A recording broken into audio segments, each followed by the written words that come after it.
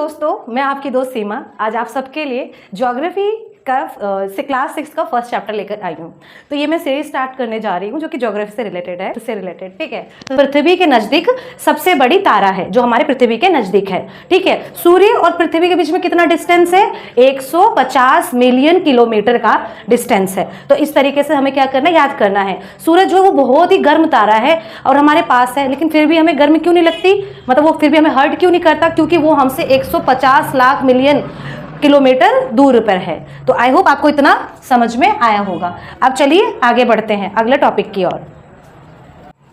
हमारा अगला टॉपिक है नक्षत्र मंडल। नक्षत्र मंडल माने कॉन्स्टेलेशन जो होते हैं, है ना। यानी कि जैसे आपने देखा होगा जो तारे होते, तारों का जो समूह होता है उसे हम क्या कहते हैं? नक्षत्र मंडल। जैसे कि एक तारा होता है ऐसे करके, जिसमें बहुत सारे तारे मिलकर क्या करते हैं? समूह बनाते हैं। जैसे इसे हम कहते हैं सप्तऋषि। ये क्या होता है? 7 तारों का समूह होता है। ये ऐसे करके 7 तारे आपस में मिलकर ये एक, जैसे पानी पीने का जो चमचा होता है नहीं, ये जो घड़े से पहले पानी पीते हैं उस टाइप का ये शेप बनाते हैं। इसके सामने एक जो स्टार होता है उसको हम क्या कहते हैं? ध्रुव तारा। ये हमारा क्या है? ध्रुव तारा। ये हमेशा कौन सी दिशा में होता है? उत्तर दिशा में होता है। जो हमारी ध्रुव तारा है, जो पहले के ज़माने के लोग जब अपना आना जाना करते थे, कहीं आना जाना, तो वो लोग इसी दोनों को देखकर दिशा का पता लगाते थे कि ध्रुव तारा हमेशा कौन सी दिशा में होगा? उत्तर दिशा में होगा, और वो सप्तऋषि के एकदम ठीक सामने होगा। ये जो है तारों का समूह, इसको हम कहते हैं सप्तऋषि। ये 7 तारों से बना हुआ है, इसे हम क्या कहते हैं? सप्तऋषि, ठीक है। और इसके साथ ही इसको इंग्लिश में क्या किया जाता है? अर्सा मेजर, ठीक है। तो आपको ये चीज समझ में आया होगा। ध्रुव तारा जिसको इंग्लिश में क्या कहते हैं? Pole star. ये हमें कौन सी दिशा की ज्ञान देता है? उत्तर दिशा की, ठीक है। अब अगला जो हमारा टॉपिक है वो क्या है? ग्रहों के ऊपर। यानी कि अब हम आगे ग्रहों के बारे में पढ़ने वाले हैं कि ग्रह किसे कहते हैं, ग्रह कैसे बनते हैं, इन सब चीजों के बारे में। तो चलिए शुरू करते हैं। सूर्य हमारी क्या हो गई? सबसे नजदीकी तारा हो गई। ये कितने दूरी पे है पृथ्वी से? 15 करोड़ किलोमीटर के डिस्टेंस पे है। सूरज कितने डिस्टेंस पे है पृथ्वी से? 15 करोड़ किलोमीटर डिस्टेंस पे, ठीक है। तो देखो, सूरज के सबसे नजदीकी जो ग्रह है उस ग्रह का नाम क्या है? बुध। बुध को इंग्लिश में क्या कहते हैं? मरकरी, ठीक है।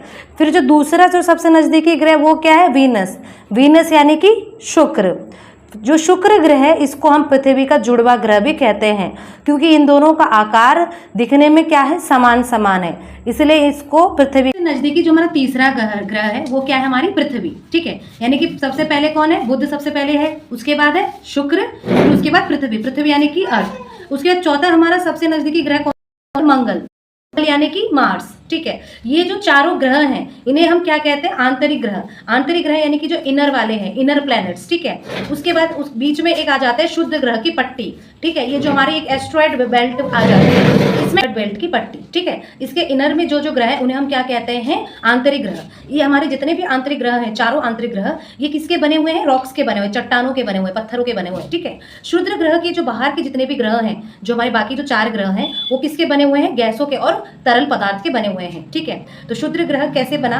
ये जो सूरज है, ये सूर्य से क्या होता था? सोलर हवाएं निकलती थी, जैसे सौर तूफान निकलती थी। तो सौर तूफान क्या करती थी? बहुत तेज गति से निकलती थी, तो वो अपने आसपास के जितने भी जो छोटे छोटे पिंड होते थे, उल्का पिंड वगैरह, उन सबको वो अपने से दूर दूर फेंकती थी, और वो सब उल्का पिंड इकट्ठा होकर कहाँ इकट्ठा हो गए? सब क्षुद्र ग्रह में। और ये सब क्या बना दी? एक पट्टी बना दी। और क्षुद्र ग्रह भी क्या करती है? सूर्य की परिक्रमा करती है।